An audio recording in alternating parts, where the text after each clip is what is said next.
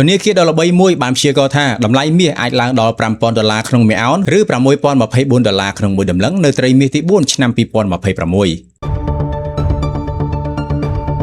ធនាគារ JP Morgan Chase បានបង្ហាញលទ្ធផលប្រចាំត្រីមាសទី2ដែលមានចំណុចគួរឲ្យចាប់អារម្មណ៍មួយគឺជាការព្រមានរបស់នាយកប្រតិបត្តិ Jamie Dimon លោកបានលើកឡើងពីហានិភ័យជាច្រើននៅក្នុងសេដ្ឋកិច្ចនិងទីផ្សារហិរញ្ញវត្ថុដោយប្រៀបធៀបហានិភ័យទាំងនោះទៅនឹងផ្ទាំងផែនដីធំៗ Tectonic Plate ដែលកំពុងស្ថិតក្នុងស្ថានភាពតានតឹងហើយប្រសិនបើវាប៉ះទង្គិចគ្នាវាអាចបង្កឲ្យមានការរំជួយនៅក្នុងទីផ្សារនេះមិនមែនជាការព្យាករណ៍ថាវិបត្តិនឹងកើតឡើងជាក់លាក់ទេប៉ុន្តែវាជាការព្រមានដល់អ្នកវិនិយោគថាកម្រិតហានិភ័យនៅពេលនេះកំពុងតែកើនឡើងជាពិសេសនៅពេលដែលទីផ្សារភាគហ៊ុនកំពុងជួញដូរនៅជិតកម្រិតខ្ពស់បំផុតជាប្រវត្តិសាស្ត្រនៅក្នុងបរិបទនេះអ្នកវិនិយោគគួរតែយកចិត្តទុកដាក់ចំពោះការព្យាករណ៍របស់ JP Morgan ដែលរំពឹងថាតម្លៃមាសអាចឡើងលើស$5,000ក្នុងមួយអោនឬ$6,024ក្នុងមួយដំឡឹងនៅត្រីមាសទី4ឆ្នាំ2026លើសពីនេះ JP Morgan ក៏មើលឃើញថាតម្លៃមាសអាចបន្តឡើងខ្ពស់ជាងនេះទៅទៀតនៅពេលក្រោយដោយមានការពិចារណារួមជាមួយនឹងការព្រមានរបស់ Jamie Dimon ការព្យាករណ៍នេះមិនមែនជាការព្យាករណ៍ដែលគួរមើលរំលងឡើយវាអាចជាចំណុចសំខាន់មួយសម្រាប់អ្នកវិនិយោគដែលកំពុងស្វែងរកទ្រព្យសកម្មដើម្បីការពារផលប័ត្រវិនិយោគពីហានិភ័យ